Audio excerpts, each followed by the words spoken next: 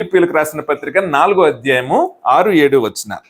దేనిని గూర్చి చింతపడకుడు గాని ప్రతి విషయంలోనూ ప్రార్థనా విజ్ఞాపనముల చేత కృతజ్ఞతాపూర్వకంగా మీ విన్నపములు దేవునికి తెలియజేయడి. అప్పుడు సమస్త జ్ఞానమునకు మించిన దేవుని సమాధానము యేసుక్రీస్తు వలన మీ హృదయములకును మీ తలంపులకును కావలియుండును. ప్రియమైన వారులారా, ఇక్కడ పౌలు ఫిలిప్పీ సంఘానికి రాస్తున్న మాట ప్రార్థన గురించి. ఏ అంశాలు ప్రార్థన చేయాలో ఇక్కడ చెప్పలేదు, కానీ ప్రియమైన వారులారా, ఎలా ప్రార్థన చేయాలో చెప్పాడు. ప్రార్థన అందరము చేస్తాము, అది సరైన ప్రార్థన కాదా అన్నది మనము ఒకసారి గుర్తించాలి. బైబిల్ ప్రకారం సరైన ప్రార్థన అంటే ఏంటి? ప్రియమైన వారులారా, మనము చదువుకున్న ఈ వాక్యంలో మనము జాగ్రత్తగా అర్థం చేసుకుంటే సరైన ప్రార్థనలో ఉండేది ప్రార్థన, విజ్ఞాపన, కృతజ్ఞత చెప్పుట. ప్రార్థన, విజ్ఞాపన, కృతజ్ఞత చెప్పుట. ప్రార్థన అంటే ఏంటి అసలు? ప్రార్థన అంటే ఏంటి? దేవునితో మాట్లాడడం. ఓకే, జనరల్గా ప్రపంచంలో ప్రార్థన అంటే ఏంటి? రెస్పెక్ట్తో మన అవసరతని చెప్పుకోవడం. కొన్నిసార్లు చెప్తుంటారు, మీకు లెటర్స్ అది అంటే అలవాటు ఉందో లేదో నాకు తెలీదు. కొన్ని ఫర్ ఎగ్జాంపుల్ ఎవరికైనా ఆఫీసర్స్కి మరి లెటర్స్ రాసినప్పుడు తెలుగులో రాస్తే ఒక పాయింట్ పెడతారు. ఎలాగంటే దయయుంచి తమరు మా యందు దయయుంచి మేము అడిగిన ఈ యొక్క విషయాన్ని పరిగణలోకి తీసుకొని తగిన చర్యలు తీసుకుంటారని ఏంటి ప్రార్థన అంటే? రెస్పెక్ట్గా అడగడం ప్రార్థన. ప్రియమైన వారులారా, ఏంటంటే ప్రార్థన అంటే ఏంటి? రెస్పెక్ట్గా రిక్వెస్ట్ చేసుకోవడం. ప్రియమైన వారులారా, అభ్యర్థించడం, మర్యాదగా అడగడం, మర్యాదగా కోరికను తెలియజేయడం.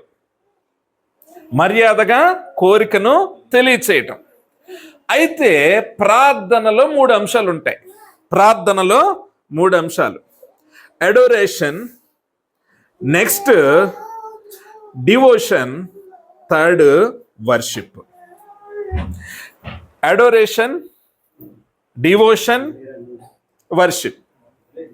ప్రియమైన వారులారా, మరి అడోరేషన్ అనగా ఏంటి?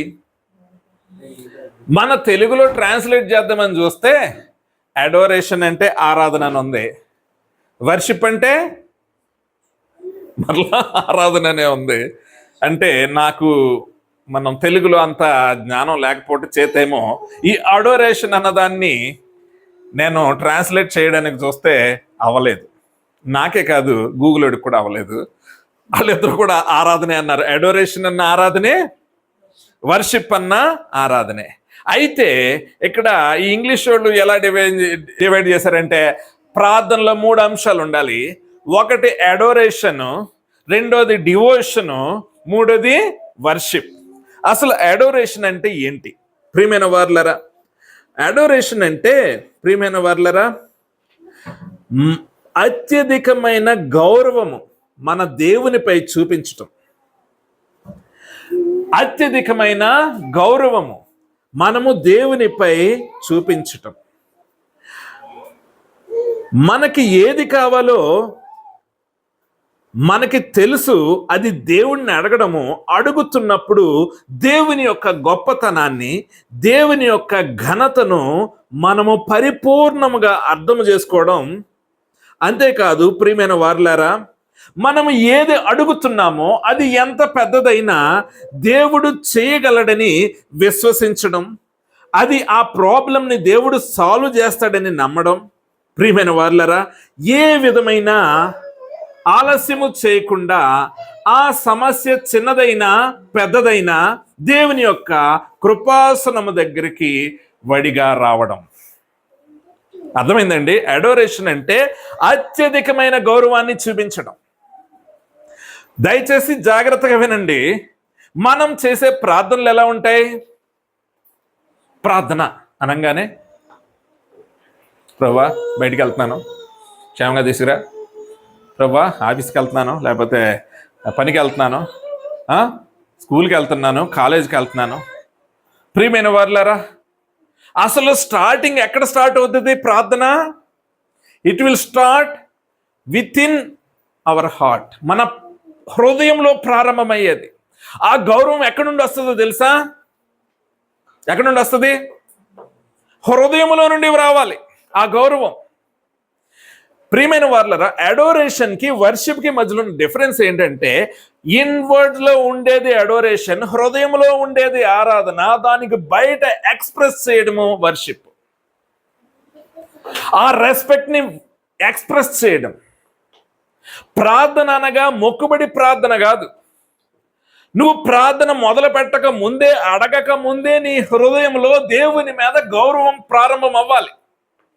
ఆ గౌరవం ఎప్పుడు ప్రారంభం అవుతుందంటే, దేవుణ్ణి నువ్వు అర్థం చేసుకున్నప్పుడు, ఆయన ఎంత గొప్పవాడో, ఆయన ఎంత మహిమాన్వితుడో నువ్వు అర్థం చేసుకున్నప్పుడు, నువ్వు ఎంత చిన్నవాడవో, ఆయన నిన్ను ఎంత ప్రేమిస్తున్నాడో అది నువ్వు అర్థం చేసుకున్నప్పుడు, నీ హృదయంలో జరిగే ఒక విధమైన కృతజ్ఞత భావము, లేకపోతే రెస్పెక్ట్, గౌరవము, ఇవన్నీ హృదయంలో కలిగే ఈ యొక్క ఆలోచనలన్నీ కూడా ఏమని మనం చెప్పుకోవాలి?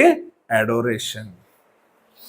ప్రియమైన వారులారా, చాలా వరకు మన ప్రార్థన పెదవులతో ఉంటది కానీ దేంతో ఉండదు? హృదయంతో ఉండదు. ప్రియమైన వారులారా, ప్రార్థన గురించి మీరు ఒకటి తెలుసుకోవాలంటే, don't try to impress God. దేవుణ్ణి మీరు ఇంప్రెస్ చేయాలని చూడకండి. ఆయన హృదయాన్ని చూస్తాడు కానీ మన పెదవులను అసలు కన్సిడరేషన్ చేయడు ఆయన. నీ హృదయంలోది ఎగ్జాక్ట్ గా వస్తుందా లేదా అన్నది గమనిస్తూ ఉంటాడు. మనుషులు గమనించలేరు, మనుషులను గమనించలేరు. మనుషుల యొక్క హావభావాలను బట్టి మనుషులు అనలైజ్ చేసుకుంటూ ఉంటారు. చూసావా, నేను మాట్లాడుతుంటే పక్కకు తిరుగుతున్నాడు, లెక్కలేదు. కొంతమంది అంటాడు కానీ హృదయం ఎక్కడ ఉంటుంది? ఎప్పుడు వదులుతాడు రా బాబు. అర్థమైందండి? స్టూడెంట్స్కి ఇంకా బాగా తెలుస్తుంది. ఏంటి తెలుసా? లెక్చరర్స్ ఏమైనా పాఠాలు చెప్తూ ఉంటే, టీచర్లు ఏమైనా పాఠాలు చెప్తుంటే వాళ్ళని ఎలా బురుడి కొట్టించవచ్చు తెలుసా?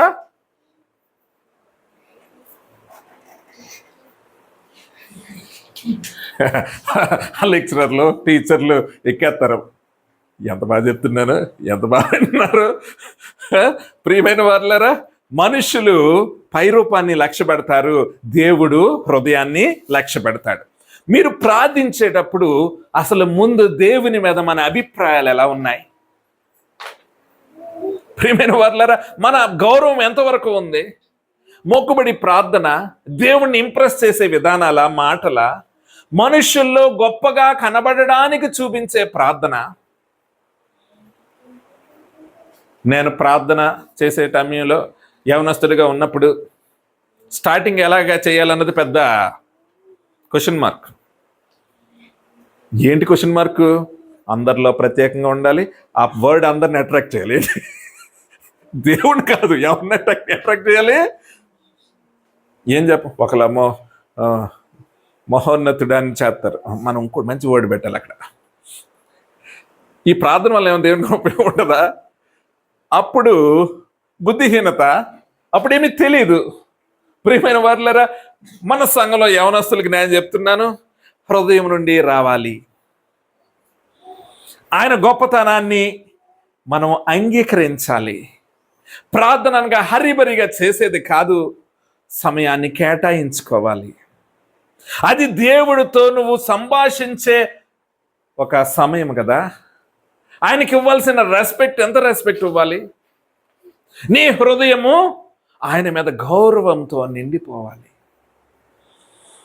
ఎప్పుడైతే నువ్వు గౌరవంతో స్టార్ట్ చేయవో అది ప్రార్థనగా ఎలా పరిగణింపబడుతుంది? దేవుడు గౌరవాన్ని కోరుకుంటాడు. దేవుడు మనిషి కాదండి, దేవుడు ఏమీ లెక్క చేయడు. నో, ఆయన అడోరేషన్ని కోరుకుంటాడు. అడోరేషన్ నువ్వు చేయలేవు. ఎందుకో తెలుసా? నీ హృదయంలో డబుల్ స్టాండర్డ్ ఉంటే నువ్వు ఆయనకి అడోరేషన్గా ఉండలేవు, ఆయన గౌరవించలేవు.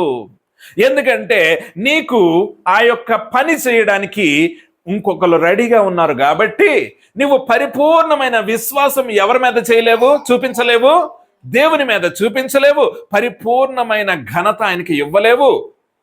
ప్రియమైన వారులారా, కొంతమంది ఏడుపు రాకపోయినా ఏడుతూ ప్రార్థన చేస్తారు. చిన్నపిల్లలు మరి ముఖ్యంగా.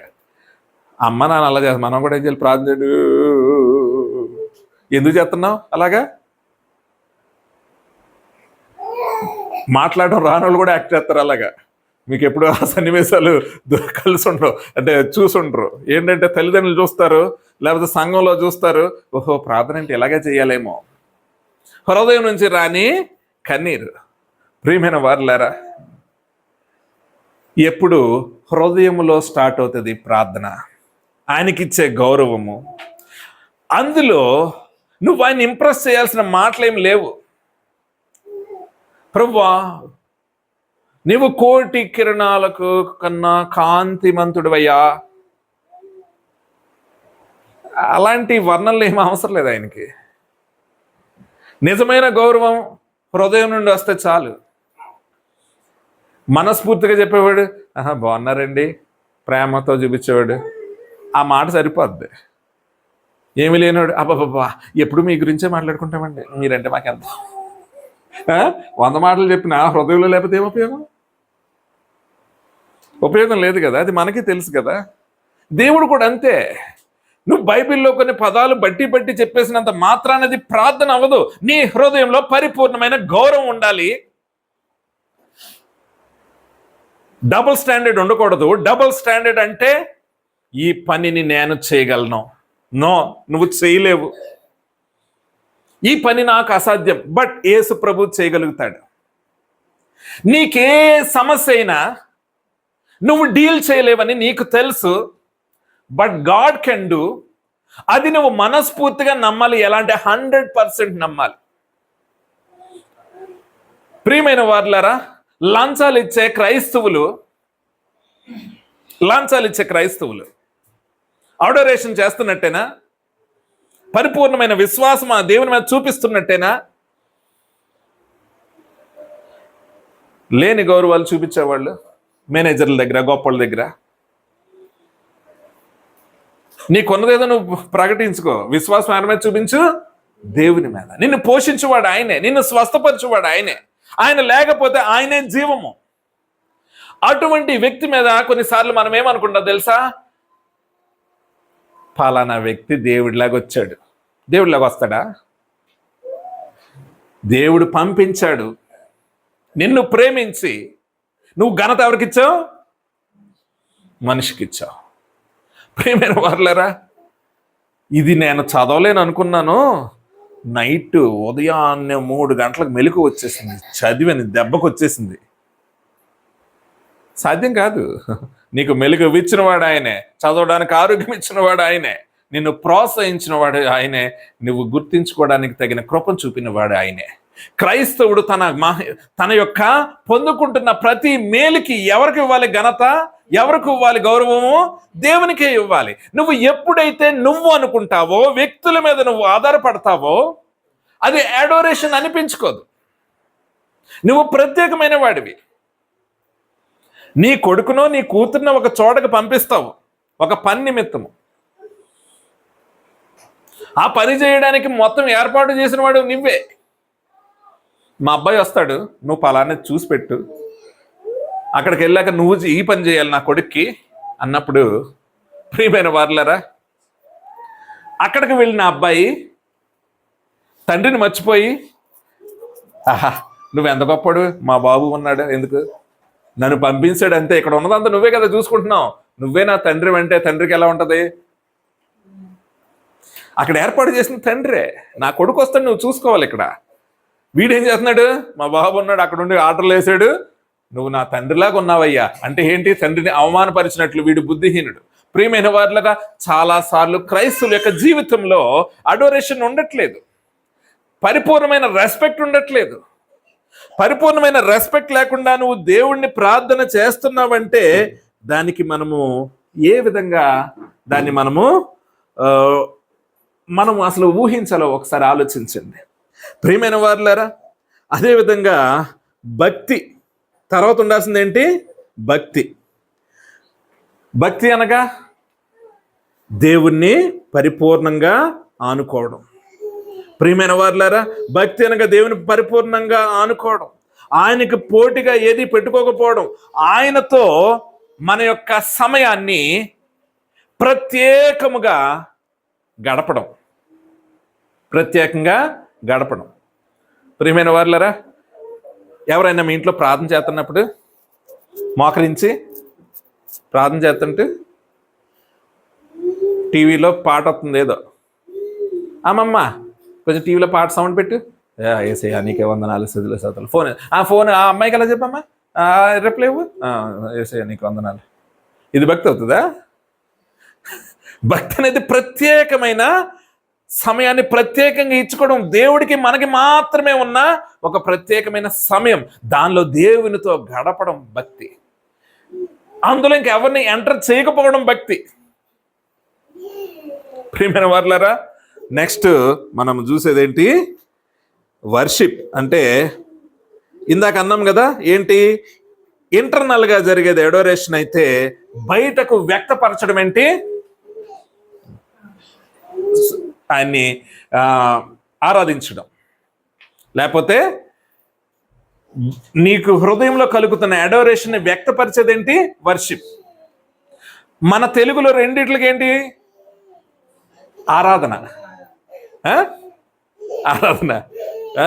చూడండి, సరదాగా అనుకుంటుంటారు ఇలాగ ఎవరన్నా, చూడు ఆరాధించేస్తున్నాడని. ప్రియమైన వారులారా,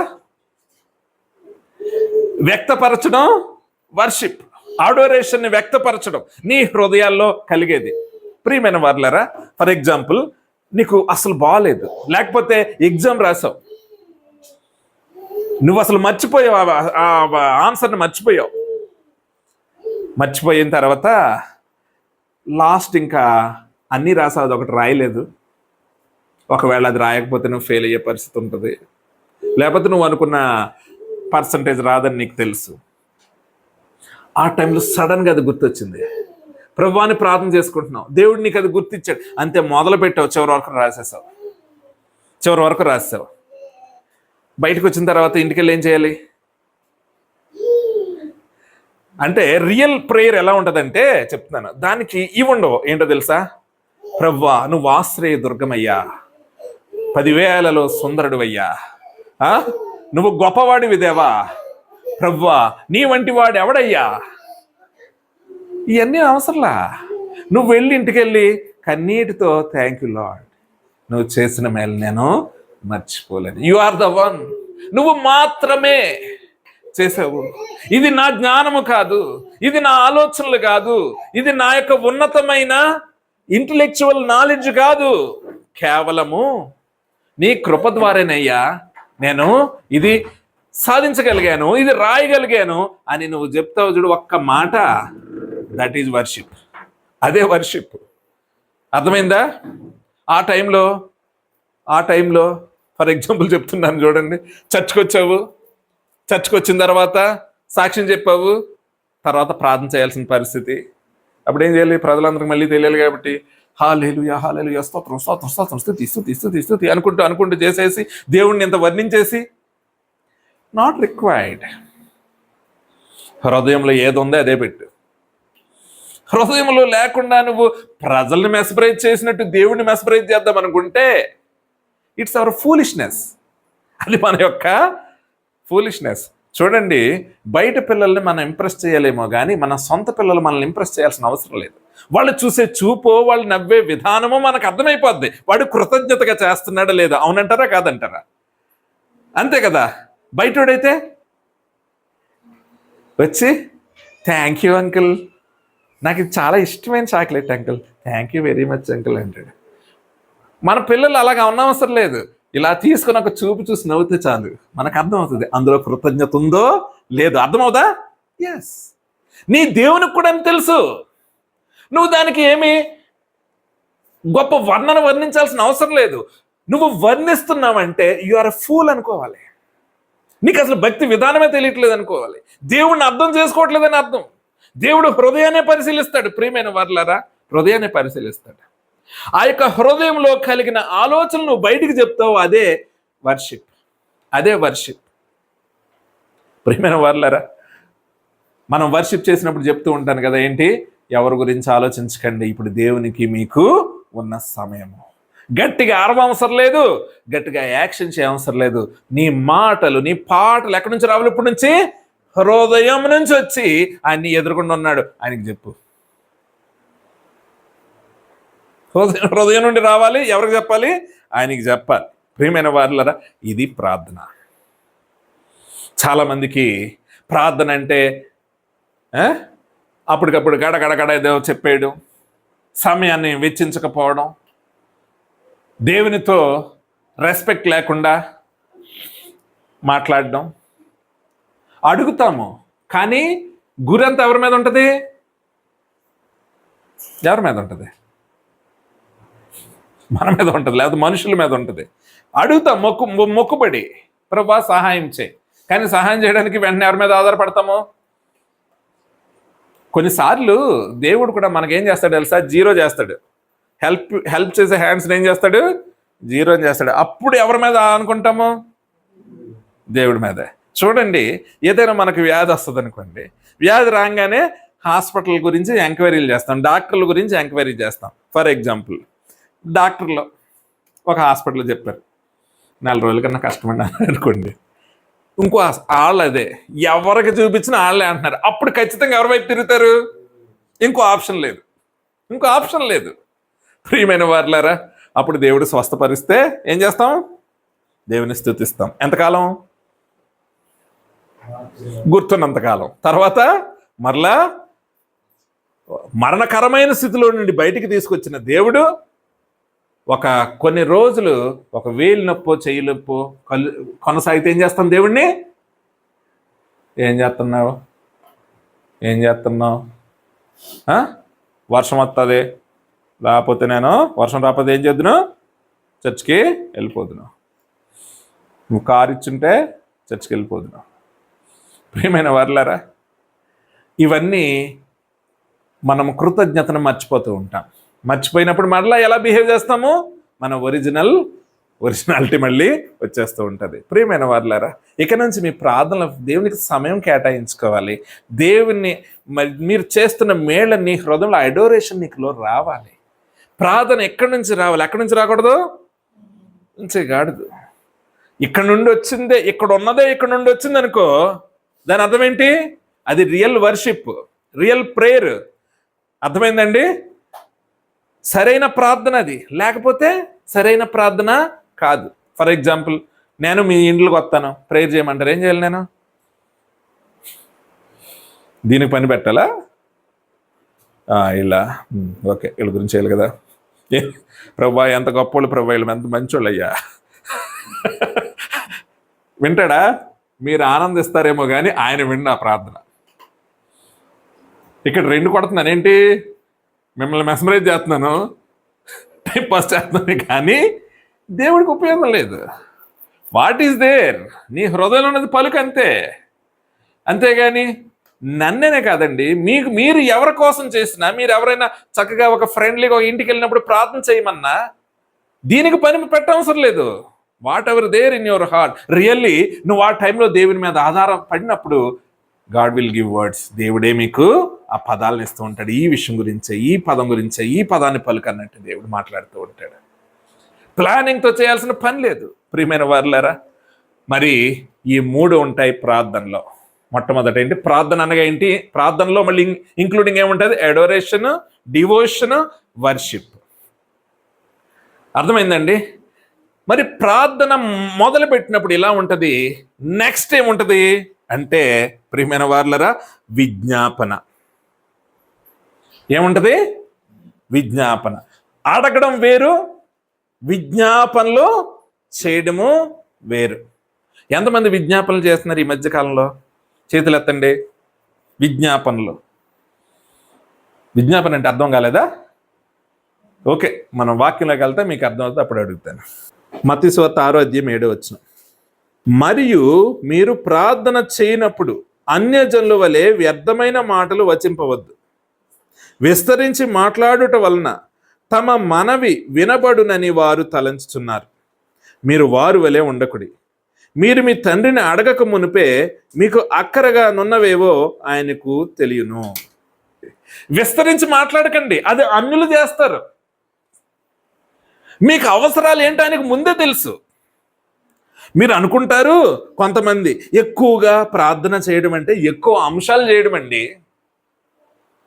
ఎక్కువ అంశాలు చేయడం, అంశంలోని తీవ్రతను చెప్పడం, అంశంలోని తీవ్రతను చెప్పడం. చూడండి, కొంతమంది మాట్లాడితే చిరాకు వస్తుంది అంటారు, చెప్తూ ఉంటారు. సహజంగా ఊరికే పట్టుకుంటే వదలండి అంటారు కదా, అంటారా? అంటూ ఉంటారు. ఎందుకు? అవసరానికన్నా ఎక్కువ మాట్లాడడం. ప్రియమైన వారులారా, అవసరానికన్నా ఎక్కువ మాట్లాడడం వేరు, అవసరతను తెలియజేయడం వేరు. కొన్నిసార్లు చూడండి, కొంతమందికి చెప్తూ ఉంటారు, డాక్టర్ దగ్గరికి వెళ్ళినప్పుడు కొన్నిసార్లు ఏమంటారు, డాక్టర్ గారు నొప్పి, డాక్టర్ గారు నరాల ఇలా ఇలాగున్నా నొప్పి డాక్టర్ గారు, అలా వంగున్నా నొప్పి డాక్టర్ గారు, చెయ్యి లేపలేకపోతున్నాను డాక్టర్ గారు, రాత్రన్న నొప్పి. అప్పుడు ఏమంటాడు డాక్టర్? ఏమంటాడేమో సహజంగా, ఎప్పుడైనా ఇలా అవునా అవునా నీళ్ళు తాగుతున్నప్పుడు నొప్పి వచ్చిందా, అన్నం తిన్నప్పుడు, గోకుంటున్నప్పుడు అంటాడా? ఇలా చెప్తుంటాడు. ఆగాగా అర్థమైంది అర్థమైంది అర్థమైంది అంటే ఏంటి? ఆ నొప్పి ఏంటో, ప్రాబ్లం ఏంటో అర్థమైంది. అప్పుడు ఏం అంటాడు? ఓకే, నువ్వేం ప్రయత్నం చేస్తున్నావు? నీ యొక్క నొప్పిని అర్థము చెప్పడానికి, అర్థం చేయడానికి ఆ తపనను నువ్వు చేస్తున్నావు. కొంతమంది మిషనరీస్ ప్రార్థనలు ఎలా ఉంటాయంటే, ప్రభువా ఈ ఐర్లాండ్ని నువ్వు నీ రక్తంతో కడుగుతావా, రక్షణ మార్గంలోకి అందరినీ తీసుకొస్తావా, లేకపోతే నన్ను నీ పరలోక రాజ్యానికి చేర్చుకోవద్దన్నాడంట. ఒక స్కాట్లాండ్ విషయంలో ఒక మిషనరీ చేసిన ప్రార్థన. ఆ ఒక్క వర్డ్ మనకు తెలుసు. ఆ వర్డ్ అనడం మధ్యలో, ఆయన ప్రార్థన ప్రారంభానికి ఈ వర్డ్ అనడం మధ్యలో చాలా ప్రార్థన జరుగుతుంది కదా. వాళ్ళ గురించి కన్నీరు గార్చి, వారి గురించి హృదయం బద్దలైపోయి ఎవరికి చెప్పుకుంటాము? సహజంగా మన బాధలు పిల్లలు ఎవరికి చెప్పుకుంటారండి? తల్లిదండ్రులకే చెప్పుకుంటారు. చూడండి, వాళ్ళకి ఎంత కష్టం వచ్చినా వాళ్ళు అలాగ ఉంటారు. తల్లిదండ్రుల దగ్గర రాగానే అప్పుడు ఏమవుతుంది? వాళ్ళకి ఏడ్చుకుంటూ పరిగెత్తుకొచ్చి పట్టేసుకుంటారు. అప్పుడు ఏమైంది ఏమైంది ఏమైంది, పక్కన వాళ్ళు ఏమంటారు, ఏంటి ఇప్పటి వరకు బాగానే ఉన్నాడే, ఇప్పటి వరకు బాగానే ఉందే అంటారా అనరా? అంటే ఆ ఎమోషన్స్, ఆ ఫీలింగ్స్ ఎవరితో పంచుకుంటారు? తండ్రితో, తల్లితో పంచుకుంటారు కదా. ప్రియమైన వారులారా, నీవు కూడా ప్రార్థన విజ్ఞాపనలు యందు అలయకు ఉండు, ప్రార్థించు, కానీ విస్తరించి మాట్లాడకు. అంటే నీ హృదయంలో తీవ్రత లేదు. కొన్ని ఉంటాయి కదా, నెంబర్ ఆఫ్ టైమ్స్ రాసుకోవాలి అని, అలాంటి దేవుడు కన్సిడరేషన్ చేయడని చెప్తున్నారు. అది వాళ్ళ విధానాలు. అర్థమైందండి? బైబిల్లో ఎక్కడా లేదు, హృదయపూర్వకంగా అడగడమే ఉంది. దేవుడు మాదిరికరంగా చూపించాడు. ఎలాగా గెత్సేమనిలో ప్రార్థన చేస్తున్నప్పుడు తీవ్రత ఎలాగొచ్చిందంట? చెమట ఎలా మారిందంట? రక్తం వల్లే మారింది. ఆ తీవ్రత కనబడింది. అంతేగాని జాబ్ రావాలి, జాబ్ రావాలి దేవా, జాబ్ రావాలి దేవా, జాబ్ రావాలి దేవా, రోజుకి 1000 సార్లు అడిగితే నెల రోజుల్లో 30,000 అవుతుంది. 50,000 అయ్యేసరికి ఏమొస్తుంది? జాబ్ వస్తుంది అనే రూల్ ఏమన్నా ఉందా బైబిల్లో? నో. విస్తరించి మాట్లాడడం వేరు, విజ్ఞాపన ప్రార్థన చేయడం వేరు. అర్థమైందండి? పౌలు ఏమన్నాడు? మీ కొరకు నేను ప్రసవ వేదన పడ్డాను, అంత కన్నీటితో ప్రార్థన చేశాను. ప్రియులారా, విస్తరించి మాట్లాడడానికి విజ్ఞాపనకి లింక్ పెట్టకండి. అది వేరు, ఇది వేరు. అర్థమైందా మీకు నేనేం చెప్తున్నాను? విస్తరించి మాట్లాడడం వేరు, విజ్ఞాపన వేరు. రెండిట్లో అలాగైతే మరి పౌలు ఎందుకండి అంతసేపు ప్రార్థన, యేసు ప్రభు ఎందుకండి మరి రాత్రంతా అరణ్యంలోకి పోయి మరి ప్రార్థన చేశాడు? ఆయన విస్తరించి మాట్లాడలేదు, ఆయన విజ్ఞాపన చేశాడు, తన తీవ్రతను తెలియజేశాడు. ప్రియమైన వారులారా, నీ విజ్ఞాపన ఎలా ఉంది? నువ్వు విస్తరించి మాట్లాడితే దానివల్ల ఉపయోగం లేదు, కానీ విజ్ఞాపన చేస్తే ఉపయోగం ఉంటుంది. హెబ్రీయులకు రాసిన పత్రిక 5వ అధ్యాయం 7వ వచనం, శరీరధారి అయి ఉన్న దినములలో మహారోదనముతోను కన్నీళ్లతోనూ తన్ను మరణము నుండి రక్షింపగలవానికి ప్రార్థనలను యాచనలను సమర్పించి భయభక్తులు కలిగి ఉన్నందున ఆయన అంగీకరింపబడెను. ప్రియమైన వారులారా, దేవుని కుమారుడే, ఆదియందు దేవుడై ఉన్నవాడే, శరీరధారిగా ఉన్నప్పుడు ఆయన ప్రార్థనలు అంగీకరింపబడ్డానికి ఏం చేశాడట? ఎలా ప్రార్థన చేశాడట? మహారోదనముతోను కన్నీళ్లతోను తన్ను మరణము నుండి రక్షింపగల వానికి ప్రార్థనలను యాచనలను సమర్పించి భయభక్తులు కలిగి ఉన్నందున ఆయన అంగీకరింపబడెను. ఆయన కుమారుడయ్యుండి తాను పొందిన శ్రమల వలన విధేయతను నేర్చుకొనెను. మరియు ఆయన సంపూర్ణ సిద్ధి పొందిన వాడై మెల్కీసెదెకు యొక్క క్రమములో చేరిన ప్రధాన యాజకుడని దేవుని చేత పిలువబడి తనకు విధేయులైన వారికి అందరికీ నిత్య రక్షణకు కారకుడాయను. అరే, ఆదియందు వాక్యమై ఉన్న దేవుడు శరీరధారిగా వస్తే ఇక్కడ అతను చేసిన ప్రార్థన కన్నీటితోనూ రోదనలతోనూ ఆయన ప్రార్థన చేయుట ద్వారా ఆయన అంగీకరింపబడ్డాడు. నువ్వు కూడా నీ పౌరసత్వం ఎక్కడుంది? ఎక్కడుంది? పరలోక రాజ్యం. నా పౌరసత్వం పరలోకంలో ఉంది. ఎప్పటికైనా నేను ఎక్కడికి వెళ్ళిపోతాను అంటే అవ్వదు. ఇక్కడ ఏం చేయాలి? మహా రోదనలతోనూ కన్నీటితోనూ తన్ను మరణము నుండి రక్షింపగలవానికి యాచనలను ప్రార్థనలను చేసి మనకి మాదిరికరంగా యేసయ్య ముందు నిలవబడ్డాడు. నీ ప్రార్థన జీవితానికి ఎవరు మాదిరికరమో? యేసుక్రీస్తే. ఆయన లెవెలేంటి? ఆయన తన కుమారుడయ్యుండి ఆయన దాని నిమిత్తము హెచ్చిపోలేదు, కానీ విధేయత చూపించాడు. నువ్వు కూడా నీ యొక్క పౌరుషత్వము పరలోకంలో ఉన్నను విధేయత చూపించకపోతే, విజ్ఞాపన ప్రార్థనలు నీ జీవితంలో లేకపోతే ఒకవేళ నువ్వు అంగీకరింపబడవు. ప్రియమైన వారులారా, మరి కనుక నీ జీవితంలో విజ్ఞాపన ప్రార్థన ఎంతవరకు చేస్తున్నావు? యేసుక్రీస్తు మాదిరికరంగా ఉండి విజ్ఞాపన ప్రార్థన చేయడం మనకి నేర్పించాడు. ప్రియమైన వారులారా, కొలసీలకు రాసిన పత్రిక 4:12 మీలో ఒకడును క్రీస్తు యేసు దాసుడునైన ఎపఫ్రా మీకు వందనములు చెప్పుచున్నాడు.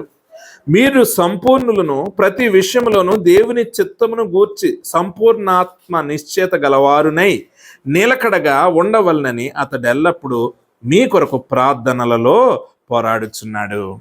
ప్రియమైన వారులారా, ఈ ఎపఫ్రా అనే వ్యక్తి పోరాటము ఈ కొలసి అనే ప్రాంతంలో ఉన్న సంఘము కొరకు వీరు ఎలా ఉండాలట? దేవునిలో నిలకడగా ఉండాలంట, సంపూర్ణాత్మ నిశ్చయత గలవారై ఉండాలంట అని దాని కొరకు ఏం చేస్తున్నాడు? ప్రార్థనలో ఏం చేస్తున్నాడట? పోరాడుతున్నాడంట. నువ్వు పోరాడుతున్నావా? నీ కొరకు నువ్వు పోరాడుతున్నావా? నీ పిల్లల కొరకు పోరాడుతున్నావా? నీ బంధువుల కొరకు పోరాడుతున్నావా? వారి రక్షణ కొరకు పోరాడుతున్నావా? నీ సంఘ సభ్యుల కొరకు పోరాడుతున్నావా? నీ భార్య కొరకు పోరాడుతున్నావా? నీ భర్త కొరకు పోరాడుతున్నావా? ఇక్కడ ఎపఫ్రా ఈయన కనెక్షన్ ఏముంది? అదొక సంఘము, బట్ క్రీస్తులో సహోదరులుగా భావించి వారు దేవుల్లో బలపడాలని, వారు నిలకడగా ఉండాలని, నిశ్చయత కలిగిన సంపూర్ణాత్మ వారిని పొందుకోవాలని, అంటే గలిబిలి అయిపోకూడదని ప్రార్థనలు ఏం చేస్తున్నాడట? పోరాడుచున్నాడంట. అదే విజ్ఞాపన ప్రార్థన, విజ్ఞాపన చేయడం. నువ్వు విజ్ఞాపన చేస్తున్నావు. ఇప్పుడు ఇందాక అడిగాను కదా, ఈ మధ్యకాలంలో ఎవరైనా ఏదైనా విజ్ఞాపనలు చేస్తున్నారా అని. ఎంతమంది విజ్ఞాపనలు చేస్తున్నారు? చేతులు ఎత్తండి. That's what. ఎవరో చేయట్లేదు. కారణం ఏంటో తెలుసా? గతంలో విజ్ఞాపన చేశారా? చేశారు. ఏ కారణాల్లో చేసి ఉంటారు? మోస్ట్లీ ఆరోగ్య సమస్యలు, ఆర్థిక సమస్యలు. అప్పుడు ఎలాంటి ప్రార్థన వస్తుంది మనకి? విజ్ఞాపన ప్రార్థన వస్తుంది. ఎస్, అప్పుడు విన్న దేవుడు ఇప్పుడు నీ భక్తి జీవితం కొరకు విజ్ఞాపన ప్రార్థన చేస్తున్నావా? నీ ఇంట్లో వాళ్ళ రక్షణ కొరకు విజ్ఞాపన ప్రార్థన చేస్తున్నావా? నువ్వు రక్షణ కొరకు, భక్తి కొరకు నీ ఇంట్లో వాళ్ళ గురించి ప్రార్థన చేస్తున్నావు, కానీ నీలో విజ్ఞాపన ప్రార్థన లేదు. ఇట్స్ లైక్ అడిగితే ఏదో రోజు చేస్తాడులే. ఏంటంట? అడిగితే ఏదో రోజు చేస్తా. అసలు నీ హృదయం నుంచి రాలేదు. నీది డబుల్ స్టాండర్డ్. ఎందుకు? సంపూర్ణ నిశ్చయత లేకుండా నువ్వు ప్రార్థన చేస్తున్నావు, అడగాలి కాబట్టి చేస్తున్నావు. నీలో విజ్ఞాపన ప్రార్థన ఎందుకు రావటం లేదంటే ఆ అంశం మీద నీకేం లేదు, ఏం లేదు, తీవ్రత లేదు, తపన లేదు కదా, తపన లేదు. ప్రియమైన వారులారా, తపన లేకపోతే ఎలాగా? అంత్య దినముల్లో ఏమవుతుందట? ప్రేమ ఏమవుతుంది? చల్లారిపోతుంది. ఉందా బైబిల్లో? ప్రేమ చల్లారిపోతుంది. ఇప్పుడు నిజాయితీగా ఎంతమంది నా భర్త ఖచ్చితంగా దేవుని రాజ్యంలో ఉండాలని, లేకపోతే నా భార్య ఖచ్చితంగా దేవుని రాజ్యంలో ఉండాలని, నా పిల్లలందరూ దేవుని రాజ్యంలో ఉండాలని, నా తల్లిదండ్రులు ఖచ్చితంగా దేవుని రాజ్యంలో ఉండాలని విజ్ఞాపన ప్రార్థన చేస్తున్న క్రైస్తవులను ఎంతమంది చూడగలము? చూడగలమా? ఆ తపన ఉందా? లేదు. ట్రావెల్ అయినంత వరకు ట్రావెల్ అవుతుంది. తర్వాత ఇంకెక్కువ వాడితే నాకే గ్యారంటీ లేదు, ఇంకా వాళ్ళ గురించి నేనేం చేయను.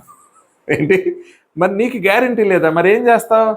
నాకు టైం లేదు ప్రార్థన చేయడానికి అనే పరిస్థితులు ప్రియమైన వార్లరా అనేక మందికి ఉన్నాయి.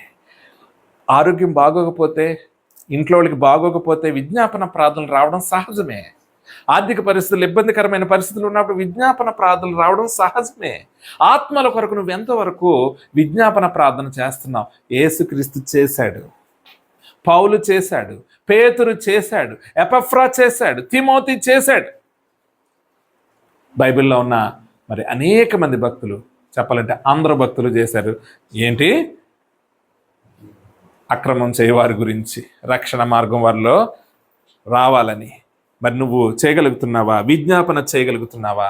ఎవరి గురించి అయినా విజ్ఞాపన చేసావా? చేసి అలసిపోయాను, ఆ లేక ప్రార్థన చేయమంటున్నాడు కదా, ఆయన ఇచ్చే వరకు ఓపికగా ఉండలేవా?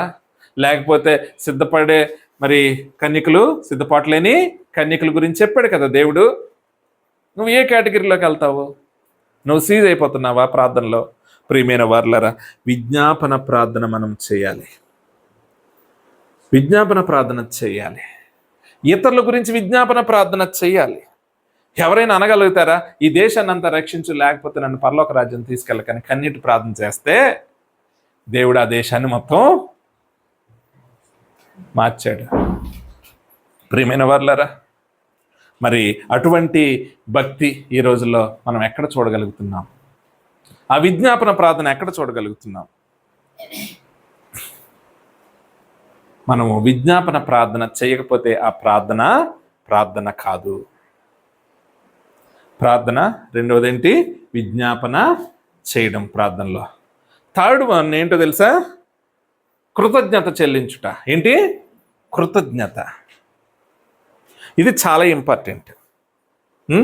మనం కృతజ్ఞత చెప్తామా ఎవరికైనా? చెప్పండి, కృతజ్ఞత ఉంటుందా? కృతజ్ఞత చెప్పడం అంటే ఏంటి? అప్రిషియేట్ చేయడం.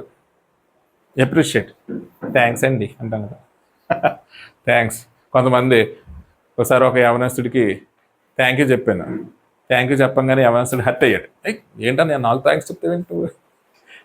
అది అప్రిషియేట్ చేయడం. అది ఏంటి? అప్రిషియేట్, కృతజ్ఞత చెప్పడం. అది మనమంట eager to ask, slow to appreciate అంట. క్రైస్తవులు ఏంటి? ఈగర్ టు ఆస్క్, ప్రభు నాకు ఇస్తావా ఇచ్చేస్తాడు. ఇచ్చేసిన తర్వాత థ్యాంక్స్ గివింగ్ ఎంతసేపు ఉంటుంది? అంత ఉంటుందా? ఉండదు. మనుషులకే ఉండదు. నన్ను ఈగర్ టు ఆస్క్ మీరు ప్రార్థన చేయండి అని, తర్వాత ఏం జరుగుతుంది? అప్డేట్ ఇస్తారా? మళ్ళీ ఎవరు చేసుకోవాలి ప్రార్థన? మళ్ళీ ఫోన్లు, నేనే అమ్మా ఏమైందమ్మా మీకు, ఎలా ఉంది? వెళ్ళాక చేశారు కదండి ప్రార్థన, హాస్పిటల్కి వెళ్ళామండి, వచ్చామండి, ఇలా జరిగిందని చెప్తారా? నేనే అడగాలి. ఎవరికన్నా బాగోలేదని చెప్తారు, చేస్తుంటాం, మధ్యలో ఏమన్నా అప్డేట్ ఇస్తారా? మళ్ళీ ఎవరు చేయాలి? ఎవరు చేయాలి మళ్ళీ?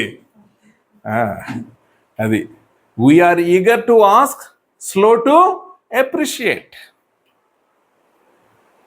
ఇంకా వెర్షన్ చెప్పనా? చేసాము, ప్రార్థన చేయమని చెప్పాం, కనీసం ఫోన్ చేశాను అడిగాడు ఈయన. ఇది ఇంకా ఇంకో రేంజ్, ఇది ఇంకో రేంజ్ కదా. Eager to ask, slow to appreciate. No, నువ్వు అడిగా నువ్వు అప్డేట్ ఇవ్వాల్సిన బాధ్యత కూడా నీదే కదా. ప్రియమైన వారులారా, దేవుడికి కూడా కావాలి అది ఏంటి, అప్రిషియేషన్ కావాలి దేవునికి కూడా. ప్రియమైన వారులారా, లూకాసు వార్త 17వ అధ్యాయము 11-19. ఆయన యెరూషలేమునకు ప్రయాణమైపోవచ్చు సమరయ గలిలయల మధ్యగా వెళ్ళుచుండెను. ఆయన ఒక గ్రామంలోకి వెళ్ళుచుండగా 10 మంది కుష్ఠరోగులు ఆయనకు ఎదురుగా వచ్చి దూరమున నిలిచి, యేసు ప్రభువా మమ్ము కరుణించమని కేకలు వేసిరి. ఆయన వారిని చూచి, మీరు వెళ్ళి మిమ్మును యాజకులకు కనపరుచుకొనుడని వారితో చెప్పాను. వారు వెళ్ళుచుండగా శుద్ధులైరి. వారిలో ఒకడు తనకు స్వస్థత కలుగుట చూచి గొప్ప శబ్దముతో దేవుని మహిమపరచుచు తిరిగి వచ్చి ఆయనకి కృతజ్ఞతాస్తుతులు చెల్లించుచు ఆయన పాదముల యొద్ద సాగిలపడెను. వాడు సమరయుడు. అందుకు యేసు, 10 మంది శుద్ధులైరు గారా, ఈ 9 ఎక్కడా? ఈ అన్యుడు తప్ప దేవుని మహిమపరచుటకు తిరిగి వచ్చిన వాడు ఎవడనో అగుపడలేదా అని చెప్పి, నువ్వు లేచిపోమ్ము, నీ విశ్వాసము నిన్ను స్వస్థపరచనని వానితో చెప్పాను. దేవుడు అడిగాడు కదా, నువ్వెందుకు వచ్చావు, నేను పట్టించుకోను, నేను వరాలు ఇచ్చేయడమే, మీరు వెళ్ళిపోండి స్వస్థపడిపోతారు అన్నాను, మళ్ళీ ఎందుకు వచ్చావు అన్నాడా? 9 మంది ఎక్కడ ఉన్నారు? వచ్చినవాడు ఎవరంట? సమరయుడు. సమరయుడికి అంత వాక్య జ్ఞానం ఉండదు. సమరయుడికి అన్యుడి కిందే పరిగణింపబడతాడు. దేవుడు అంటే ఈ అన్యుడి సమరయుడి తప్ప ఇంకెవరు రాలేదే. సమరయుల్లో కూడా అన్యుడు దేవుని మహిమపరచడానికి వచ్చాడు. వాళ్ళు ఎక్కడికి వెళ్ళుంటారు? రకరకాల ఆలోచనలు. కుష్ఠోడని నన్ను అన్నావు కదా ఇప్పుడు చూడు అని ఒకడేమో పదా మనం సంతోషిద్దాం, నా కుమారుడా, నా తల్లిదండ్రులారా అని దేవుని పక్కన పెట్టి అటు వెళ్ళేవాళ్ళు కొంతమంది. కొంతమంది ఆహా పార్టీ చేసుకొని చాలా కాలమైందిరా, ఇప్పుడు ఈ అకేషన్ ఏం చేసుకోవాలి, మనము మంచి పార్టీ చేసుకోవాలని కొంతమంది వెళ్ళిపోయి ఉండొచ్చు. కానీ ఒక్కరు మాత్రమే ఎప్రిషియేట్ చేయడానికి తిరిగి వచ్చాడు. దేవుడు దాన్ని కన్సిడరేషన్ చేశాడు. మిగతా వాళ్ళు ఎక్కడా? దేవునికి నువ్వు ప్రార్థన చేయాలి, విజ్ఞాపన చేయాలి. నెక్స్ట్ ఏంటి? Thanks giving. ఆయన చేసిన కార్యానికి ఏం చెప్పాలి? నువ్వు కృతజ్ఞత చెల్లించాలి. చాలాసార్లు మనం కృతజ్ఞతలు చెల్లిస్తాం. ఎంతకాలం? దానికి తగినంత చెల్లిస్తామా? చెల్లించాం. అడగడం ఎంతసేపు అడుగుతాం? అవసరమైతే సంవత్సరాలు. Thanks giving 1 or 2 days. ఇంకా ఆ రోజు కనుక చర్చిలో కనుక సాక్ష్యం చెప్పామో అంతే అయిపోయింది. ఇంకా ఏమైపోయింది? దేవునికి థ్యాంక్స్ గివింగ్ అయిపోయింది. ప్రియమైన వారులారా, దేవునికి ఖచ్చితంగా కృతజ్ఞతలు చెల్లించాలి. ఎఫెసీయులకు రాసిన పత్రిక 5వ అధ్యాయం 19-21. ఒకనినొకడు కీర్తనలతోనూ సంగీతములతోనూ ఆత్మ సంబంధమైన పాటలతోనూ హెచ్చరించుచు మీ హృదయములలో ప్రభువును గూర్చి పాడుచు కీర్తించుచు మన ప్రభువైన యేసుక్రీస్తు పేరట సమస్తమును గూర్చి తండ్రి అయిన దేవునికి ఎల్లప్పుడూ కృతజ్ఞతాస్తుతులు చెల్లించుచు క్రీస్తు నందలి భయముతో ఒకనినొకడు లోబడి ఉండుడి. దేవునికి స్తుతులు చెల్లించాలి. మరి సంగీతములతోనూ ఆత్మ సంబంధమైన పాటలతోనూ హెచ్చరించుకుంటూ ప్రభు గురించి పాడుకుంటూ మరి క్రీస్తు పేరట సమస్తమును గురించి తండ్రి అయిన దేవునికి ఎల్లప్పుడు ఏం చేయాలట? కృతజ్ఞతాస్తుతులు చెల్లించాలి. దేవా, నీ కుమారుని మా కొరకు పంపించినందుకు నీకు వందనాలు. మన పిల్లల్ని ఎలా పెడతాము? కొంతమంది అంటారు తెలుసా, చాలా విచిత్రంగా, ఈ డాక్టర్ చదువుతానంటుంది, బాబాయ్ నాకు వద్దు. అది చదువుతానంటే నీకేంటి ప్రాబ్లం? ఎంతంత బుక్స్ చదవాలి బాబా, ఎందుకు? ప్రశాంతంగా ఏదో చేసుకుంటే పెళ్లి చేసేస్తాను, ఎందుకు కష్టపడడం? బ్రెయిన్ అలసిపోద్దంట. ఎవరికి బాధ? తల్లులకి బాధ, చదివేవాళ్ళకి కాదు. అంత ప్రేమ పిల్లలంటే కదా. కొంచెం చదవడానికే మనం భయపడిపోతాం కదా. అంత ఎందుకండి? పిల్లలు బయటికి వెళ్తారు, బస్సు లేదు, ఆటో లేదు, నడుచుకుంటూ వస్తున్నానంటే హృదయం ఎలాగైపోద్ది? సమయానికి ఎత్తనం ఉండడం. ఎవరిని అడగాలి ఇప్పుడు? అవసరమైతే వాళ్ళని ఫోన్లు చేసన్నా, పాపం అక్కడ ఉండిపోయాడంట, నడుచుకుంటూ వస్తున్నాడంట, వెళ్ళమని చెప్తామా లేదా? అరే, కొంచెం నడడానికి ఇబ్బంది పడిపోతాం కదా. మన పిల్లల్ని నడినెత్తి నుంచి అరికాల వరకు నలగొట్టబడడానికి ఇష్టపడ్డాడు ఎవరో? తండ్రి. అసలు సాధ్యమేనా? ప్రేమమయుడికి సాధ్యం అవుతుంది అది? ప్రేమ స్వరూపి ఆయన. బట్ మన మీద ప్రేమతో ఆయన అది అంగీకరించగలిగాడు. కుమారుడుగా ఆయన రావడానికి ఇష్టపడ్డాడు. ప్రియమైన వారులారా, దానికి ఎంత కృతజ్ఞతలు చెల్లిస్తే మనము ఈక్వల్ అవుతుంది చెప్పండి? మనకు చేస్తున్నవి ఓకే, స్వస్థపరుస్తున్నాడు, పోషిస్తున్నాడు, అన్నీ ఓకే. కానీ ఆయన చేసిన త్యాగానికి నువ్వేమి కృతజ్ఞతలు చెల్లించగలుగుతావు? ఎంతకాలం కృతజ్ఞతలు చెల్లించగలుగుతావు? సరిపోద్దా ఒక జీవితం ఆయన చేసిన త్యాగానికి? ఒకళ్ళకి కొంచెం హెల్ప్ చేసామనుకోండి, ఏం లేదు, ఎవరికో ఏదో పడుతుంది నెత్తి మీద, ఇలా చెయ్యి పెట్టావు, ఆపేవు, నీ చెయ్యి ఇరిగింది, జీవితాంతం చెప్తూనే ఉంటావు. ఒకవేళ ఆడి గనక తోక జాడిస్తే కృతజ్ఞత లేనోడు, వీడి కొరకు చూసావా చెయ్యి ఇప్పటికీ నొప్పి వస్తుంది నాకు అంటామనమా? చెయ్యి ఇరిగిపోలేదు, ఏమీ చేయలేదు, కానీ జీవితాంతం గుర్తుపెట్టుకుంటాం. జీవితాంతం ఆడు ఎదురొచ్చినోడు ఆడు ఏం చేయాలనుకుంటాం? అయ్యగారు అనాలనుకుంటాం మనం. ఎందుకు? ఆ కృతజ్ఞత, రే 10 సంవత్సరాల క్రితం నీకు నీ తలకి దెబ్బ తగలకుండా చేయి పెట్టాను కదా అన్న ఫీలింగ్ మనకు ఉంటుంది. ఒకవేళ ఆడు చూసి చూడనట్టు వెళ్ళిపోతే పక్కనోడితో చెప్తాను, చూసావా ఈ కుట్లన్నీ అప్పుడే పడ్డాయి తెలుసా, కృతజ్ఞత లేనోడు. ఆడు కూడా ఏమంటాడు పక్కనోడు, ఈ రోజుల్లో అందరూ అలాగే ఉన్నారండి, ఎక్కడండి అంటాడు. ఇంకా మనకు కొంచెం వేయాలి కదా, మనం కూడా అదే ఆలోచనలతో మనము ముందుకు వెళ్ళిపోతాం. ప్రియమైన వారులారా, మరి కృతజ్ఞత కలిగి ఉండాలి. అదేవిధంగా చూడండి, కొలసీలకు రాసిన పత్రిక 3వ అధ్యాయము 15 నుంచి 17. క్రీస్తు అనుగ్రహించే సమాధానము మీ హృదయములలో ఏలుచుండనీయుడి. ఇందుకొరకే మీరొక్క శరీరముగా పిలువబడితిరి, మరియు కృతజ్ఞులై ఉండుడి. సంగీతములతోనూ కీర్తనలతోనూ ఆత్మ సంబంధమైన పద్యములతోనూ ఒకనికి ఒకడు బోధించుచు బుద్ధి చెప్పుచు కృపాసహితముగా మీ హృదయములలో దేవుని గూర్చి గానము చేయుచు సమస్త విధములైన జ్ఞానముతో క్రీస్తు వాక్యము మీలో సమృద్ధిగా నివసింపనీయుడి. మరియు మాట చేత గాని క్రియచేత గాని మీరేమి చేసినను ప్రభువైన యేసు ద్వారా తండ్రి అయిన దేవునికి కృతజ్ఞతాస్తుతులు చెల్లించుచు సమస్తమును ఆయన పేరట చేయుడి. ఎలా ఉండాలంట? కృతజ్ఞులై ఉండుడి. ఆయనే మీకు సమాధానం ఇస్తాడు, శాంతి సమాధానం. ప్రియమైన వారులారా, సమాధానం లేని పరిస్థితులు ఎలా ఉంటాయి? అసలు సమాధానం అంటారు క్రైస్తులు, ఏంటి సమాధానం? ఆన్సరా? సమాధానం అంటే దీని అర్థం ఏంటంటే, చూడండి ఒకసారి, పని చేసాం, డబ్బులు ఇవ్వలేదు, రెంట్ కట్టాలి, వాళ్ళు ఫోన్ చేశారు, అదేంటో తెలుసా? అది ఎలా ఉంటుంది? చిరాకు వచ్చేది. ఆడొవ్వడో ఇంకొంత లోకస్తుల విధానం అయితే ఫోన్ చేసి ఏం చేస్తారు, అడికి ఎరా పని చేయించుకున్నావు, డబ్బులు ఇవ్వడం తెలియదని ఇంకా రకరకాల భాషలు వెళ్ళిపోతాయి. ఇటే ఎలాగెళ్తాయి? ఇన్ని సంవత్సరాలుగా ఉన్నామండి, కనీసం మీరు ఒకరోజు ఓర్చుకోలేకపోతే ఎలాగా? కొన్నిసార్లు కష్టాలు ఉంటాయండి, చెప్తాం కదా. ఎలా ఉంటుంది అప్పుడు హృదయం? అప్పుడు ఎవరో ఫోన్ చేసి, ఏంటి కష్టం అంట కదా, కరెంటు కట్టాలంట, ఫోన్లే ఉన్నప్పుడు ఇద్దు కానీ 10,000 వేస్తున్నాను అన్నారనుకో, అప్పుడు ఏముంటుంది మనసులో? అది సమాధానం అనమాట, అది సమాధానం. ఆరోగ్యపరంగా ఇబ్బంది పడుతుండ చూడండి, ఏంటి అరగట్లేదు, ఊరికి తేనుపులు వస్తున్నాయి, క్యాన్సర్ అంటావా, ఎవడో చదువుతాడు యూట్యూబ్లో, తేనుపులు క్యాన్సర్కి కారణమా, తమ్మునేలు టిక్ కొట్టావు, నీకు రోజుకి 15 తేనుపులు వచ్చాయా, క్యాన్సర్ వచ్చే అవకాశం చాలా ఉంది అనేది డాక్టర్ చెప్తుంటాడు. పరిగెట్టి వెళ్తావు, ఆడేదో టెస్ట్లు అంటాడు, ఏమి లేదయ్యా ఈ డైజిన్ వాడు అంటాడు అనుకో, అప్పుడు ఎలా ఉంటుంది? సమాధానం, అమ్మయ్య ప్రార్థన చేసిన దేవుడు గొప్ప కార్యం చేశాడు అంటమా?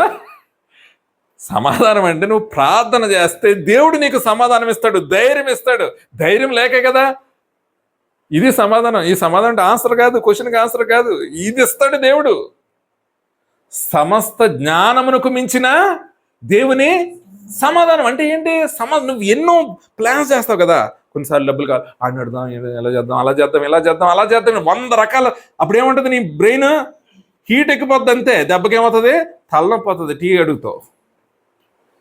సమస్త జ్ఞానానికి మించిన దేవుని ఆయన దగ్గరికి వెళ్ళు, ప్రార్థించు, ఇంతవరకు చేసిన కృతజ్ఞతలు చెల్లించు, ఇంతవరకు చేసిన మేలును తలుచుకో, అడోరేషన్ చెయ్యి, డివోషన్గా వర్షిప్ చెయ్యి. అప్పుడు తర్వాత ఏం స్టార్ట్ చేస్తావు? నీ యొక్క విజ్ఞాపన మొదలుపెట్టు. ప్రభువా, నాకు ఇంత కష్టం ఉందయ్యా, నేను చాలా అవమానపడుతున్నాను, నువ్వు చూస్తున్నావు కదా, నీ కొడుకు అవమానపడితే నీకు ఇష్టమా? నేను భరించలేకపోతున్నా నీ కష్టము. విజ్ఞాపన చేయి. ఓన్లీ ఆత్మల గురించే చెయ్యండి అని కాదు, మీ వ్యక్తిగతమైన విషయాలు కూడా విజ్ఞాపనలు చేయండి. మీ పిల్లల కొరకు, వారి రక్షణ కొరకు, వారి అవసరతల కొరకు, మీ అవసరతల కొరకు విజ్ఞాపన చేయండి. విజ్ఞాపన ప్రార్థన చేయాలి, థ్యాంక్స్ గివింగ్ చేయాలి. ప్రియమైన వారులారా, మరి మన యొక్క ప్రార్థన జీవితం ఎలా ఉంది? ఇలా చేయగలుగుతున్నామా? అందరూ ఇలాంటి ప్రార్థన చేయగలుగుతున్నారా? అందరూ ఇలాంటి ప్రార్థన చేయలేకపోతున్నారంటే కారణం ఏంటో తెలుసా? They are not doing right prayer because they don't have right mind. వారి మనస్సు రైట్గా లేదు కాబట్టి ఇలా చేయలేకపోతున్నారంట. మనం ఎందుకు చేయలేకపోతున్నాము? మన మనస్సు సరిగ్గా లేదు. మన మనస్సు సరిగ్గా ఉంటే సరైన ప్రార్థన వస్తుంది. ఎందుకు సరిగ్గా లేదు? ప్రియమైన వారులారా, మనకి సింగిల్ మైండ్ లేదు, రెండిట్లని అడోర్ చేస్తాము. సింగిల్ మైండ్ అంటే దేవుడే అన్న సింగిల్ మైండ్ ఉండదు. ఏముంటది?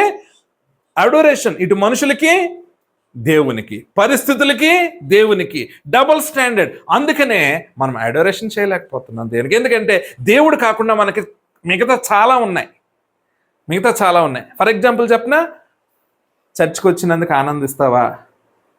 సడన్గా ఫోన్ చేసి నీకు ఎవ్రీ మంత్ 10,000 శాలరీ ఇంక్రిమెంట్ అయ్యిందంటే ఆనందపడతావా? నువ్వు ఇప్పుడు డబుల్ స్టాండర్డ్ ఏదో నీకు అర్థమైపోతుంది. ఇంకోటి ఇంకెందుకు కొలతలు ఎక్కడో. లేకపోతే ఫోన్ చేసి మీకు లక్కీ డ్రాప్లో బంగారం చైన్ దొరికింది, పలికింది, లేకపోతే డ్రాలో గెలుచుకున్నారంటే నువ్వు చర్చికి రావడంలో, ఆరాధనలో ఉండడంలో కన్నా ఎక్కువ అక్కడ వస్తుంది అనుకో. You are double minded. నువ్వు డబుల్ స్టాండర్డ్స్తో ఉన్నావు అంతే. దేవుడే నీకు ఎక్కువైనప్పుడు దేవుని సన్నిధే నీకు ఏమవుతుంది? ఎక్కువ అవుతుంది కదా. నీ మనసు వెండి బంగారాల మీదో, డబ్బు మీదో, వీటి మీద ఉంటే నువ్వు ఏ విధంగా అది అడోరేషన్ అంటావు? నువ్వు అది ఏ విధంగా ఆరాధన అవుతుంది దేవునికి? దేవుడే అని ఉండాలి కదా, సింగిల్ మైండ్ ఉండాలి కదా. అందువల్లనే సరి అయిన ప్రార్థన రావటం లేదు. ప్రియమైన వారిలో విజ్ఞాపన ఎందుకు చేయలేకపోతున్నావు తెలుసా? నీకు అసలు సబ్మిషన్ మైండే లేదు, తగ్గింపు స్థితి ఉండదు. నీలో గర్వం ఉంటే సబ్మిషన్ ఉండదు, విజ్ఞాపన చేయలేవు. నువ్వు గర్వం ఉంటే నేను మనుషుల దగ్గర గర్వంగా ఉంటాను కానండి దేవుని దగ్గర అబ్బో చాలా సాధ్యమవుతుంది అనుకుంటున్నావా? నువ్వు అనుకుంటావు చూడు, ప్రభువా చెయ్యి ప్రభువా, ఇది ఎక్కడ నుండి వస్తుంది తెలుసా? ఎక్కడ నుండి వస్తుంది కానీ ఎక్కడి నుంచి రాదు. నువ్వు ప్లానింగ్తో అడుగుతావు, దేవునికి ఇలా అడిగితే ఇస్తాడని అంటావు, కానీ ఆ యొక్క తపన ఎక్కడి నుంచి రాదు? హృదయం నుంచి రాదు. ప్రియమైన వారులారా, గర్వమే విజ్ఞాపన ప్రార్థన చేయకపోవడానికి ప్రధాన అడ్డంకి. నువ్వు విజ్ఞాపన ప్రార్థన చేయలేకపోతున్నావు అంటే నువ్వు గర్వంతో నింపబడి ఉన్నావు. నువ్వు సబ్మిషన్ మైండ్ లేదు, నీకు విధేయత చూపించలేవు. నువ్వు అనుకుంటున్నావు దేవుని ముందు విధేయత చూపించగలను, కానీ మనుషుల ముందు తగ్గాల్సిన అవసరం లేదని నువ్వు అనుకుంటున్నావేమో. అసలు నీ యొక్క హృదయంలోనే గర్వం తెస్టేసి కూర్చుంది అంతే. నువ్వు చలించలేవు, తగ్గలేవు. ప్రియమైన వారులారా, ఒకవేళ గర్వం ఉందేమో, గర్వం దేనికి నడిపిస్తుంది? నాశనానికి నడిపిస్తుంది. ప్రియమైన వారులారా, లోకమంతా సంపాదించుకొని తన ప్రాణాన్ని పోగొట్టుకుంటే ప్రయోజనం లేదు కదా. చాలా పెద్ద పెద్ద వాళ్ళు ఉన్నారు, కోట్లు సంపాదించిన వాళ్ళు. కొంతమంది ఉంటారు కదా, అమెరికన్ పాప్ స్టార్ చనిపోయాడు ఒక ఆయన, మైకేల్ జాక్సన్ అని. అంటే ఎగ్జాక్ట్గా నాకు లెక్కలు తెలియదు, కానీ ఆయన ఇల్లు ఎన్నో వేల ఎకరాల్లో ఉంటుంది. కొన్ని వందల ఎకరాలు కదా, ఏంటి ఒక ఇల్లు ఎక్కడ ఉంటుంది? వేల ఎకరాలు ఉంటుంది. ఏం పట్టుకెళ్ళాడా? ఏం ఉపయోగం? నాకు తెలుసు ఆ వేల ఎకరాల్లో ఒక్కసారి కూడా నడిచి వెళ్ళి ఉండటం సాధ్యమవుతుందా నడవడానికి? అక్కడ హెలిప్యాడ్లు ఉంటాయి, ఓన్ ఇవి ఉంటాయి, ఏవి ఫ్లైట్లు దిగడానికి వాళ్ళకి సపరేట్ ఉంటాయి కదా, చిన్న చాపర్స్, అవి ల్యాండ్ అవ్వగలుగుతారు, అన్నీ ఉంటాయి. ఒకవేళ దేవుళ్ళు లేకపోతే ఏం ఉపయోగం? అనుభవించడమైనా ఎంతకాలం అనుభవిస్తాడు? అది సంపాదించడానికి కొన్ని సంవత్సరాలు పడుతుంది, యవనం కూడా అయిపోతుంది. మహా అయితే 10 సంవత్సరాలు 20 సంవత్సరాలు కూడా. 2025 ఎంత స్పీడ్గా అయింది కదా. ఏంటి ప్రియమైన వారులారా, సబ్మిషన్ మైండ్ లేకపోతే, విధేయత చూపించకపోతే, అందుకే నువ్వు చేయలేకపోతున్నావు. ఏంటి, నీ గర్వం ఉండబట్టే విధేయత చూపించలేకపోతున్నావు. దేవుని ప్రాధేయపడే ప్రార్థన నీలో రావటం లేదు ప్రియమైన వారులారా. అదేవిధంగా చూడండి, మనకి స్పిరిచువల్ మైండ్ లేకపోవటం వలన కృతజ్ఞతాస్థుతులు చెల్లించలేకపోతున్నాం. ఏం లేదట, స్పిరిచువల్ మైండ్ అంటే భౌతికంగా ఆలోచిస్తున్నాం. ఎలాగ ఆలోచించలేకపోతున్నాము? ఆధ్యాత్మికంగా ఆలోచించలేకపోతున్నాం. భౌతికంగా అంటే ఏంటి? అబ్బా, 4 రోజులు కష్టపడ్డాను, ఏమొచ్చింది? శాలరీ వచ్చింది. వాస్తవం అది. కానీ స్పిరిచువల్గా ఎలా ఉంటుంది? నీకు పని ఇచ్చినవాడు ఎవరో. ఇది వరల్డ్లీ పీపుల్ అంటే లోకస్తులకి జ్ఞానం ఉండదు. మరి క్రైస్తవులకి కూడా ఉండకపోతే ఎలాగా? అర్థమైందండి? అదే చెప్తూ ఉంటాను కదా, బైబిల్ నన్ను వెలిగించింది, నేను లోకాన్ని వెలిగించాను అన్నాడు ఒక వ్యక్తి. అదే ప్లేస్లో మరి అన్యుడు ఉంటే ఏముంటది? 10,000 సార్లు వెలిగించానండి, దానికి ఇంత ప్రయాస అయింది, నాకు ఓపిక సహనంతో ఇంత చేశాం, నా టీం కూడా చాలా సపోర్ట్ చేస్తుంది, నా భార్య సపోర్ట్ చేసింది. ఈయన చెప్తాడు, అతను ఒకటే స్టేట్మెంట్, బైబిల్ నన్ను వెలిగించింది, నేను లోకాన్ని వెలిగించాను. 10,000 సార్లు ఫెయిల్ అయ్యాడు. 10,000 సార్లు ఫెయిల్ అయినా ఆ యొక్క ఆసక్తిని కలిగించినోడు దేవుడు అనుకున్నాడు, ఆ డబ్బులు ఇచ్చినోడు దేవుడు అనుకున్నాడు, ఆ నడిపిస్తున్న దేవుడు అనుకున్నాడు. ప్రియమైన వారులారా, మదర్ తెరిసా ఏమందంట తెలుసా? నువ్వు ఇంత ప్రేమ ఎలా చూపించగలుగుతున్నావు? ఏంటి, కుష్ఠరోగులు పుళ్ళు కడుగుతావా? మనం కనీసం ఆడు డ్రెస్అప్ చేసుకుంటే ఆడు పక్కన కూర్చుంటే బస్సులో ఎలా ఉంటుంది తెలుసా?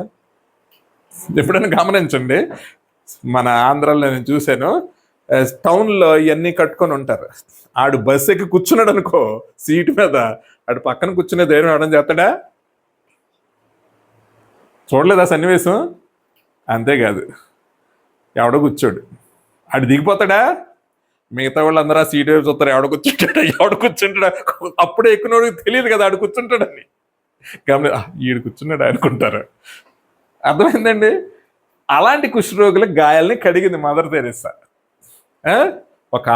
ఒక పూజారి అంటే చంపేద్దాం అనుకున్నాడంట ఆమెని, బెంగాల్లో.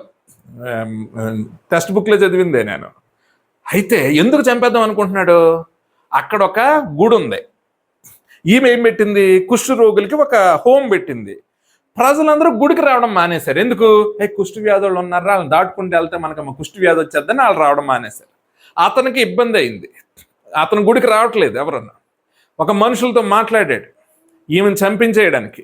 అసలు ఏం చేస్తుందని ఒకసారి కిటికీలో చూస్తుంటే ఒక వ్యక్తి కుష్ఠ వ్యాధి కడుగుతుంది. ఈ లోపల ఒక అతను వాంతి చేసుకుంటుంటే పట్టడానికి ఏమీ లేకపోతే చేయబట్టిందంట. నెక్స్ట్ ఏం చేశాడు తెలుసా? పరిగెత్తుకొని వచ్చి ఆమె కాళ్ళ మీద పడిపోయాడంట. నువ్వే నా అపరకాళి అన్నాడంట. నీలోనే నేను దేవతను చూస్తున్నాను. చంపించాలనుకున్నాడు, హృదయము మారిపోయింది. అతను ఏ గుడైతే కట్టుకొని పూజిస్తున్నాడో ఆమెతో పోల్చేశాడు. ఈ వ్యక్తిని నోబెల్ ప్రైజ్ తీసుకున్న తర్వాత అడిగితే, ఇంత ప్రేమ నువ్వు ఎలా చూపించగలవంటే ఒకటే స్టేట్మెంట్ ఇచ్చింది, క్రీస్తు కల్వరిలో చూపిన ప్రేమ ముందు నా ప్రేమ ఏ పాటిది. మనం ఏం చెప్తాం అంటే, నాకు బాధ ఉంటుందండి, కానీ నాకు మనుషులు అంటే ఇష్టం అండి, నా వీక్నెస్, వాళ్ళు బాధపడితే చూడలేనండి, వెళ్ళి కడిగేస్తాను అనాలా? మనమైతే ఎంత డెరివేషన్ ఇస్తాం, నేను ఎంత మంచోడిని, ఎంత గొప్పోడిని. నో, వరల్డ్లీ పీపుల్, లోకస్తులు అంటారు. మన స్పిరిచువల్ మైండ్ ఉంటే ప్రతిదానికి దేవుడే కారణమని మనము ఒప్పుకుంటాం. మనము థ్యాంక్స్ గివింగ్ ఇవ్వలేకపోతున్నామంటే దేవుడికి కారణం మనం లోకస్తులుగా ఉన్నాము, స్పిరిచువల్ మైండ్ మనకి లేదు. ప్రియమైన వారులారా, మరి అదేవిధంగా చూడండి, మరి దేవుణ్ణి ప్రార్థించే విధానము ఇంకా వరుసగా చెప్పేసిన ఒక 2 minutes. ఈ 3 ఉంటే మనకేముంటుందట? సెక్యూర్ మైండ్ వస్తుందట. ఏంటి? నిశ్చింత గల మనసు వస్తుంది. ఏవి? నువ్వు ప్రార్థన, విజ్ఞాపన, థ్యాంక్స్ గివింగ్ ఇస్తే. ప్రార్థనలు ఏముంటే అడోరేషను, devotion, thanks giving. అడోరేషను, devotion, worship. తర్వాత విధేయత లేకపోతే ప్రాధేయపడడం. ఆయనకి, తర్వాత థ్యాంక్స్ గివింగ్. ఈ 3 చేస్తే ఏముంటుందట? సెక్యూర్ మైండ్ వస్తుంది. ఎలాంటి మైండ్ అంటే, రెఫరెన్స్ వద్దు, రాసుకుంటే రాసుకోండి. దానియేలు గ్రంథం 6వ అధ్యాయం 1 నుంచి 10. ఎలాగా? దానియేలు ఎక్కడేస్తారు? సింహాల బోన్లో వేస్తాడు. దానియేలు ప్రశాంతంగా ఉన్నాడు ఎక్కడ? సింహాల బోన్లో. ఎందుకు? అతను అక్కడ ఉంటుంది, ప్రార్థనలోను విజ్ఞాపనలోనూ ఉన్నాడు. అది తెలిసినా సరే ప్రార్థిస్తున్నాడు, విజ్ఞాపన ప్రార్థనలు చేస్తున్నాడు దేవునికి. రాజుకి నిద్ర పట్టలేదు, రాత్రంతా నిద్ర పట్టలేదు, ఉదయాన్నే పరిగెత్తుకుని వెళ్ళాడు. దానియేలు, నువ్వు సేవించున్న దేవుడు నిన్ను రక్షించగలిగాడా? అవును ప్రభువా, అవును రాజా అన్నాడు. అవును రాజా, నా దేవుడు నన్ను రక్షించాడు, నీ దృష్టిలో నేను తప్పు చేయలేదు కదా అన్నాడు. ప్రార్థన, విజ్ఞాపన ప్రార్థన, థ్యాంక్స్ గివింగ్, ఈ 3 మన జీవితంలో ఉండాలి. ఇదే సరి అయిన ప్రార్థన. ఇలా చేయకపోతే సరి అయిన ప్రార్థన కాదు. ఒకవేళ మనం ఈ విధంగా చేయలేకపోతున్నామంటే, ఫస్ట్ ఇందాక 3 చెప్పాను కదా, కారణం ఏంటంటే అది డబుల్ స్టాండర్డ్, రెండోది ప్రౌడ్నెస్, మూడోది లోకరీతి ఆలోచనలు. ఈ 3 ద్వారానే మనం ఆ 3 చేయలేకపోతున్నాం. దేవుడికి అలా చేస్తేనే ఇష్టం. ఏవి? ప్రార్థన, విజ్ఞాపన, థ్యాంక్స్ గివింగ్. ప్రార్థన ఎలా ఉండాలి? ఎడోరేషన్తో ఉండాలి, డివోషన్తో ఉండాలి, వర్షిప్ చేయాలి. ఈ విధంగా మనం ప్రార్థన చేసినప్పుడు దేవుడు మనల్ని ఖచ్చితంగా మన స్థితిని మారుస్తాడు. మన అవసరతలు తీర్చడమే కాదు, ఆయన రాజ్యానికి వారసులుగా చేస్తాడు. ప్రియమైన వారులారా, యేసుక్రీస్తు తగ్గించుకున్నాడట, దేవుడు అతన్ని ఏం చేశాడట? హెచ్చించాడంట. నువ్వు కూడా తగ్గించుకో, హెచ్చింపబడతావు. దేవుడు నీ యొక్క మినిస్ట్రీని అత్యధికంగా దీవించాలని ఆశపడుతున్నాడు. అంతేకాదు, నువ్వు ఏదో విషయం గురించి ప్రార్థిస్తున్నావు కదా, ఆ ప్రార్థించినప్పుడు డబుల్ స్టాండర్డ్ పెట్టుకోకు.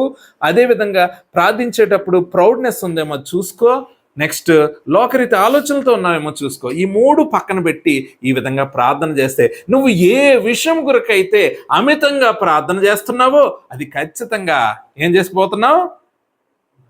నెరవేర్చబోతున్నాడు దేవుడు. అది నువ్వు పొందుకోబోతున్నావు.